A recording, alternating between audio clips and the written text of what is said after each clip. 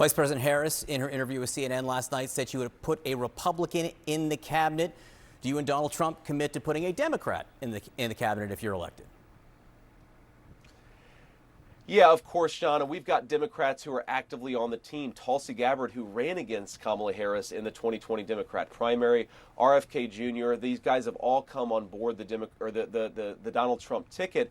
And why have they done that, John? Because our party is the party of common sense. We don't agree on everything. We may disagree about tax policy or environmental policy, but we think we should have a closed border. We think American families should be able to afford housing and food, and we want calm and peace all over the world, not the world in constant conflict that Kamala Harris has delivered. So we've got a great big ticket with Democrats, Republicans, and independents on the Donald Trump team, and we're going to keep on running that way, and then we're going to govern that way when we win. You cited Robert Kennedy Jr. What role could you see him playing in a Trump administration? What cabinet position?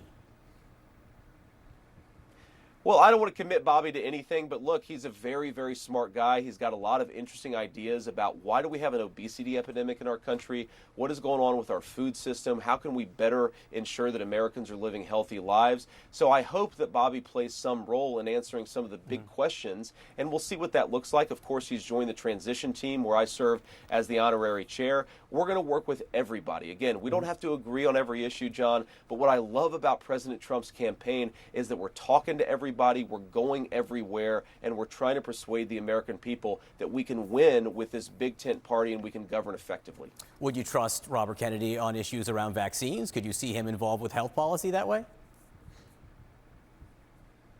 Well, look, again, John, I don't agree with Robert Kennedy. I don't agree with Bobby on everything. I've gotten to know him. I think he's a very smart guy. But again, while I might not agree with him on everything about vaccines, I do agree with him that something is clearly messed up about our food system because we have a terrible obesity problem. And I certainly agree with him back in 2020 that we should not be masking toddlers and keeping young children out of schools. He was right about that, while a lot of public health experts were wrong.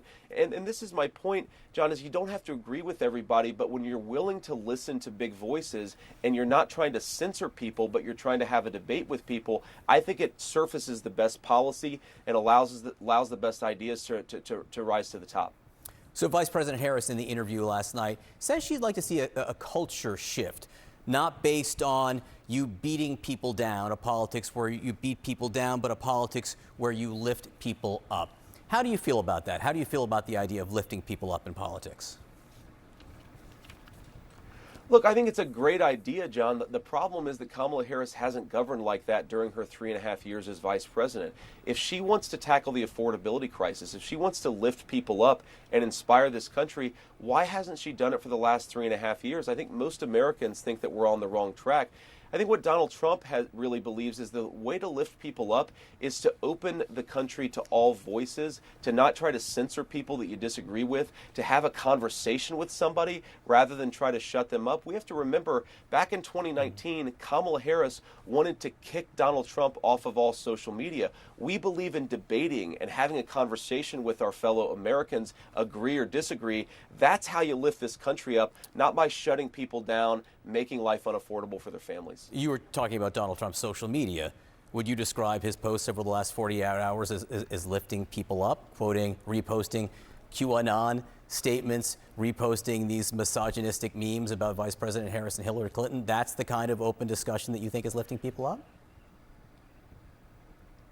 Oh, John, I think if you look at Donald Trump's full campaign appearances and, yes, his social media appearances, what you see is two things: a guy with an agenda to lower prices and bring back American prosperity, and a political candidate who isn't stodgy, who likes to have some fun and likes to tell some jokes. I'd much rather have a candidate who's willing to go off script, who's willing to give every interview, and is willing to tell some jokes. I do think that's how you lift people up. A politics of boring scolds telling people they can't laugh, that is not lifting Americans up. That's how to tear us down. All right, fun and jokes. Last night, after CNN released a small clip of the Harris interview, you on Twitter posted a clip from a Miss Teen USA beauty pageant from 2007, Caitlin Upton, and you wrote, "I have gotten a hold of the full Kamala Harris CNN interview." Now, this thing that surfaced around the internet for a few years, she struggled answering a question back in this beauty pageant.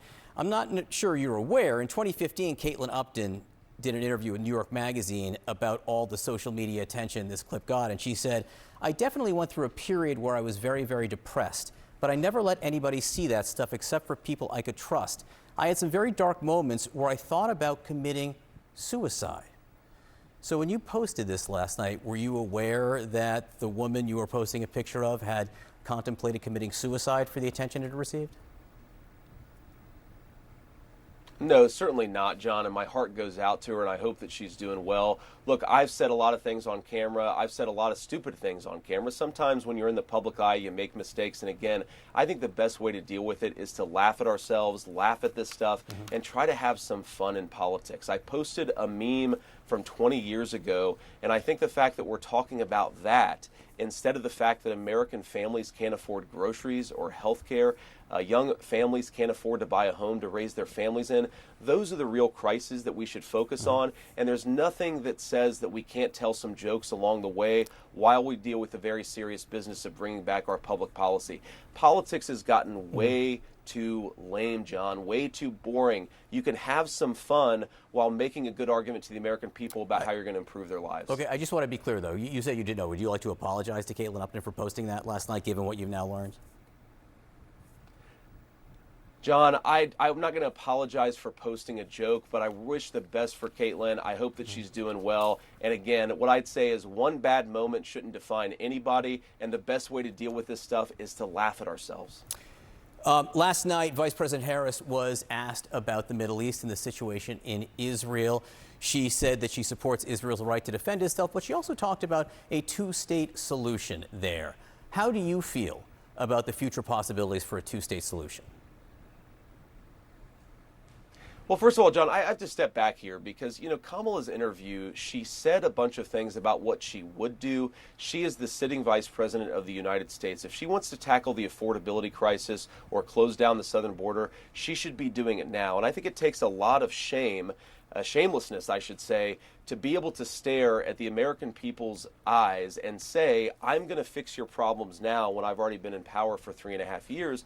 And this Israel issue, John, is a great example of it. She says on the one hand, she wants to empower Israel to defend itself, while on the other hand, minimizing civilian casualties.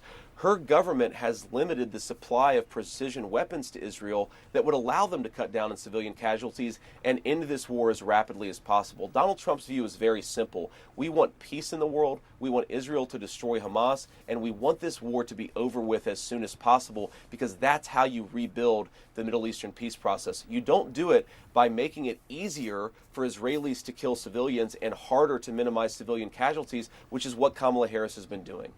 Senator J.D. Vance, we appreciate your time. We appreciate you sticking with us through the technical issues. We'll talk to you again soon. Thanks, John. See ya.